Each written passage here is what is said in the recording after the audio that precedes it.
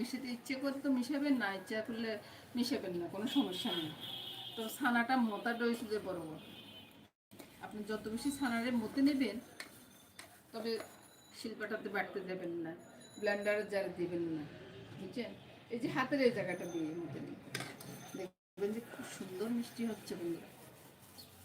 অনেকে মনে করে কি মিষ্টি বানানোটা অনেক কঠিন, বুঝছেন? অনেকে বানাইতে চায় না, কিন্তু এই যে লাল মিষ্টি বানাতে যাও একটু ভাজা টাজার দরকার পড়ে, কিন্তু এই যে সাদা মিষ্টি বানাতে খুবই সোজা। ছানাটা কেটে নিলাম, ছানা আপনি লেবুর রস দিয়েও কাটতে পারেন, আবার সাথে যদি মনে করেন যে আপনি ভিনেগার দিবেন, অর্ধেক ভিনেগার অর্ধেক জল, এটার কোনো মাপ নেই। যতক্ষণ পর্যন্ত ছানা নাও ততক্ষণ পর্যন্ত আপনি দিবেন আর কি, একটু একটু করে দিবেন, আর একটু নেড়ে দিবেন, নেড়ে দিয়ে দেখবেন যে সবুজ জলটা বার হচ্ছে কিনা, ছানাটা হচ্ছে কিনা। যখন দেখবেন যে ছানাটা হয়ে গেছে, এবার আপনি ওই যে ভিনেগার ভিনেগারের জলটা দেওয়া বন্ধ করে দিবেন আর কি। তারপরে ছানাটাকে